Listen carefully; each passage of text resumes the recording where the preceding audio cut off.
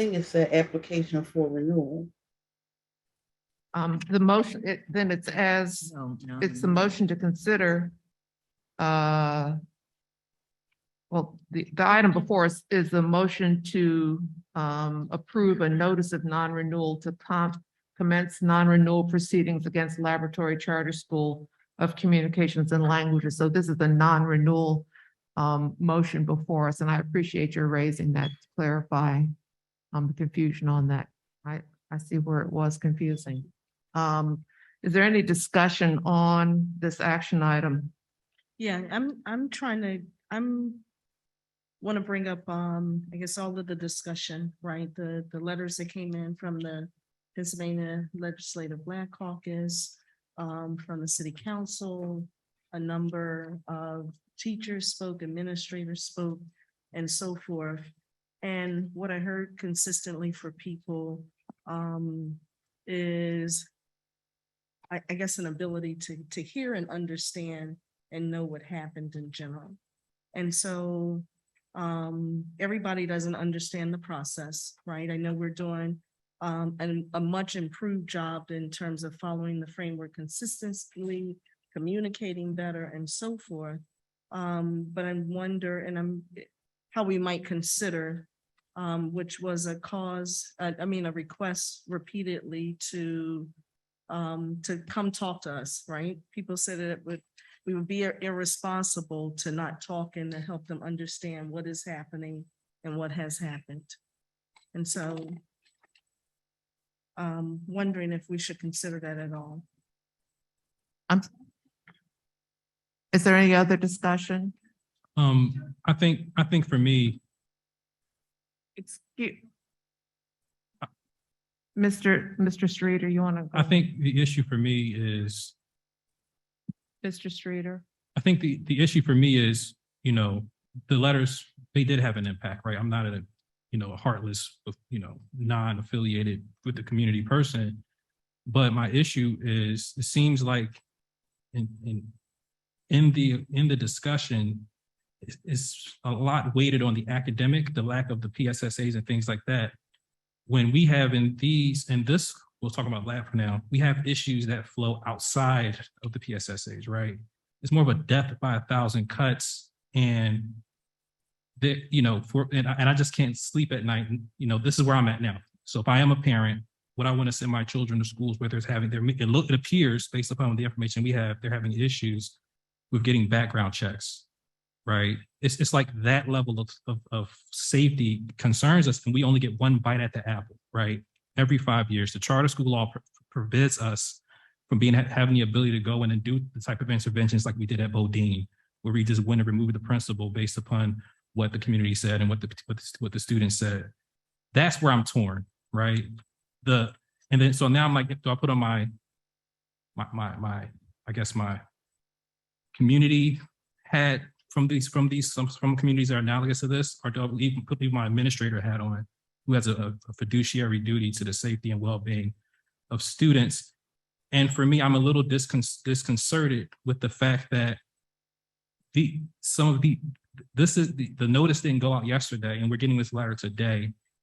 And I was hoping to be on the board where we are moving away from making strictly political decisions that may not be in the best interest of the children. Again, I'm not saying that this decision is that, but this feels kind of like old school politics that was raised in Dr. Kamiko Royale's book about some of the things that befell the school district in the past.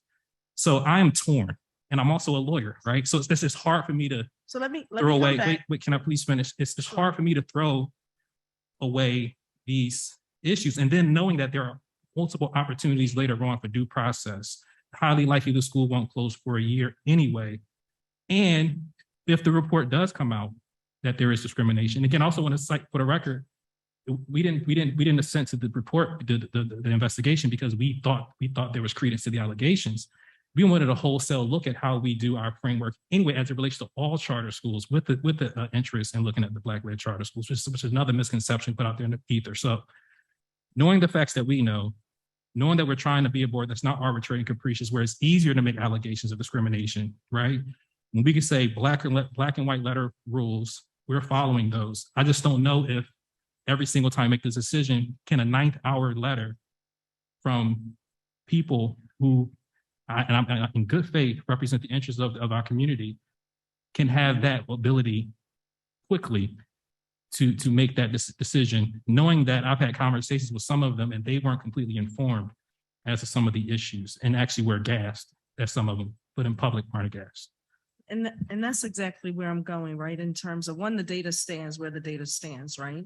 So this is no discussion around changing our data, going against what the work that the office has done, because we've followed the process to the letter, right? We've been through the reviews, but we also are learning that there's a lot of misinformation around what we do, how we do it, and how to participate in the process.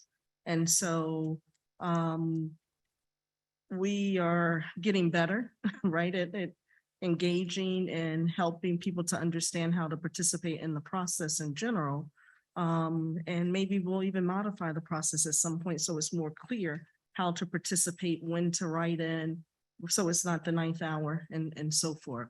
So I'm not suggesting changing our mind, flip-flopping, going against, but I'm thinking more going slow to go fast, right? Where there's communication, where there's engagement and understanding. Some of the people that worked in the school, right, had other information and so forth. Just closing that loop is what I'm torn in general, but in the spirit of trying to be responsible, I'm just raising the discussion that we had.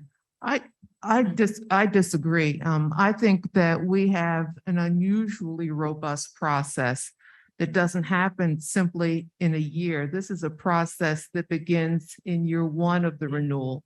Yeah. So we have an ACE report, the charter office engages with the school, we have that happening every year.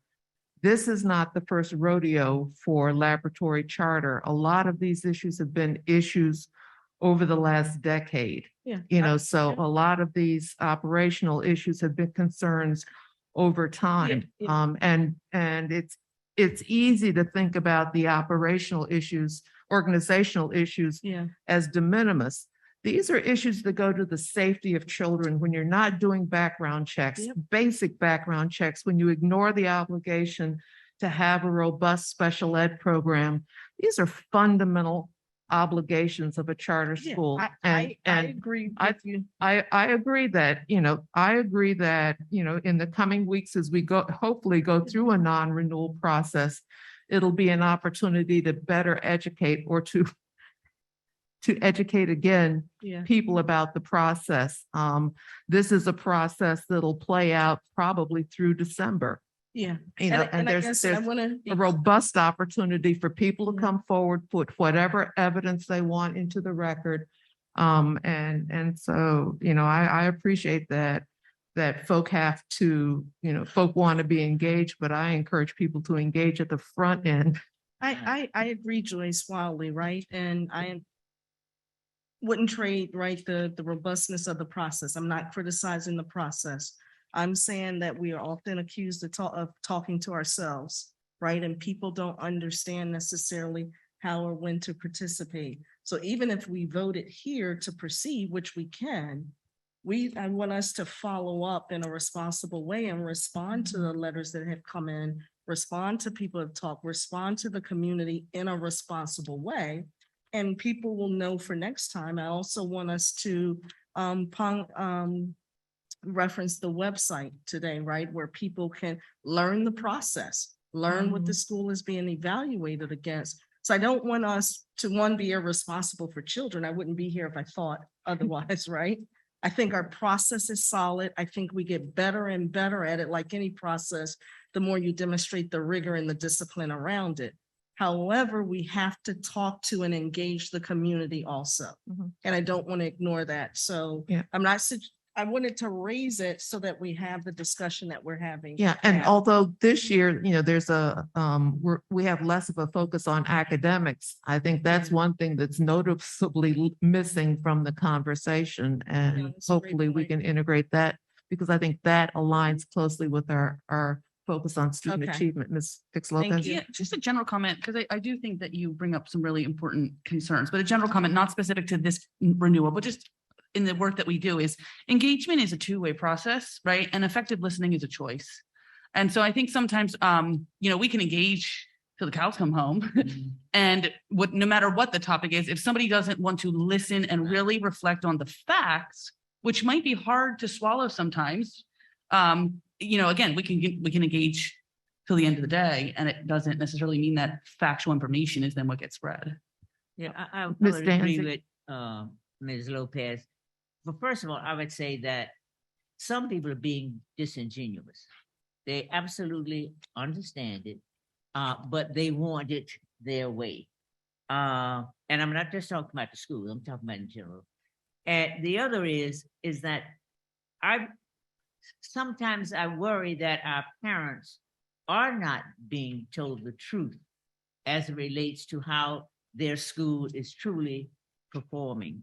And the third is that, as you said, this has been an ongoing process. This is, as you said, this is not their first rodeo. They know exactly how this process goes. And it is with the law and with the desire of the charter schools. They do not want intervention from us. So therefore, you're saying, I'm going to assume all the responsibility for my performance. That carries with it the weight of, if you do not perform, the results is that then you don't want to be a school. It's been moved and properly seconded. Seeing no other hands, Ms. Sprout, please take the vote. Oh, And I just want to say too, I think we have to be careful not to judge other people's motivations, right?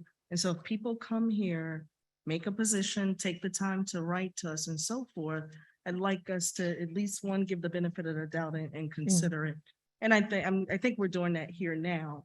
And I know we should not change and should not slight a process for political persuasion, and we should definitely not play with our kids' education or our kids' safety or anything like that. So I just want to, and I hope that we will follow up irrespective of the vote. For those that wrote, that took the time to come, let's use that as an opportunity to go back out and even. if we're I repeating support that. stuff. I think that, one thing that we have heard is, folk don't understand how the charter aligns with our goals and guardrails, for example. There are a lot of opportunities for further engagement. With that, last Okay. comment. Thank you. Ms. Wright, please take the vote. Thank you. It's 88. Yes, thank you. This one's a little different, board members. A motion has been made and seconded to approve a notice of non-renewal to commence non-renewal proceedings against Laboratory Charter School of Communication and Languages. When I call your name, either vote yes if you are voting to approve the notice of non-renewal to commence non-renewal proceedings against Laboratory Charter School of Communication and Languages, or vote no. Ms. Danzig, Yes. Ms. Lopez, Yes. Ms. Sally. Okay, Joyce, I'm gonna probably go to Robert's Rules of Order jail here, but I want to make, so my yes is contingent upon our commitment to figure out how to communicate Nope. our work. Nope. No, So- no, Okay, either yes or no. That's right. I know. Okay. So, yes, Thank you. Mr. Streeter, Regrettably, yes. pardon me? Regrettably, yes. Thank you. Ms. Thompson, Yes. President Wilkerson? Yes. Thank you. The action item passes unanimously.